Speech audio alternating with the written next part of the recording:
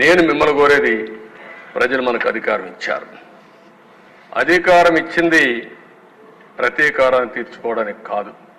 మళ్ళీ మళ్ళీ చెప్తున్నా, ఎమ్మెల్యేలు అవుతానని మనకు అనిపిస్తుంది.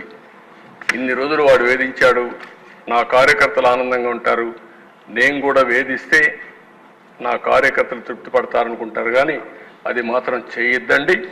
మనకు అధికారం ఇచ్చింది ప్రజలకు సేవ చేయడానికి, తప్పులు చేసిన వాడిని శిక్షించడానికి.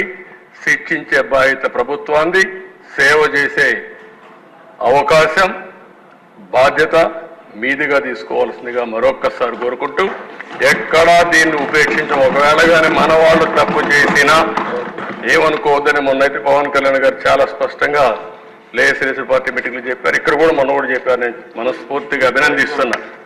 ఆన్ రికార్డ్, ఒకవేళ అలాంటి తప్పు జరిగితే నేను చేసినా మొదట నా మీద యాక్షన్ తీసుకోమని చెప్పిన వ్యక్తి పవన్ కళ్యాణ్ గారు.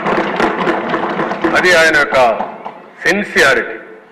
కాబట్టి మన మీద ఈరోజు అపోజిషన్ లేదు కాబట్టి మనం ఏదో మాట్లాడుకుంటే ఎవరు రేజ్ చేయలేదు అనుకుంటున్నాం. కానీ మనం చేసే ప్రతి పని 5 కోట్ల మంది అనుక్షణం నిరీక్షణ చేస్తున్నారు, వాచ్ చేస్తున్నారు. నేనేం మాట్లాడుతున్నాను, మీరేం మాట్లాడుతున్నారు, నా బాడీ లాంగ్వేజ్ ఎట్టుంది, అన్నీ కూడా ప్రజలు వాచ్ చేస్తారు, వాళ్ళే నిర్ణయిస్తారు.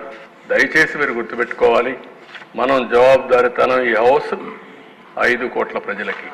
ఇది గుర్తుపెట్టుకోవాలి. అందరం కూడా ఆ బాధ్యత ప్రవర్తించమని మరొకసారి కోరుకుంటూ, మరీ కోరుతున్నా, రేపటి నుంచి 0 incidents in Andhra Pradesh from our side. Me side నుంచి ఒక్క ఇష్యూ కూడా జరగకుండా చూసుకునే బాధ్యత మీది. ఎవరైనా కావాలని చేస్తే మాత్రం నిర్మోహమాటంగా ఏం చేయాలో చేసి చూపించే బాధ్యత ప్రభుత్వానికి. అంత ఫర్మ్గా ఉంటామని చెప్పి మరొకసారి తెలియజేసుకుంటూ, అందరూ కూడా సహకరించమని మరొకసారి అందరినీ ప్రార్థిస్తూ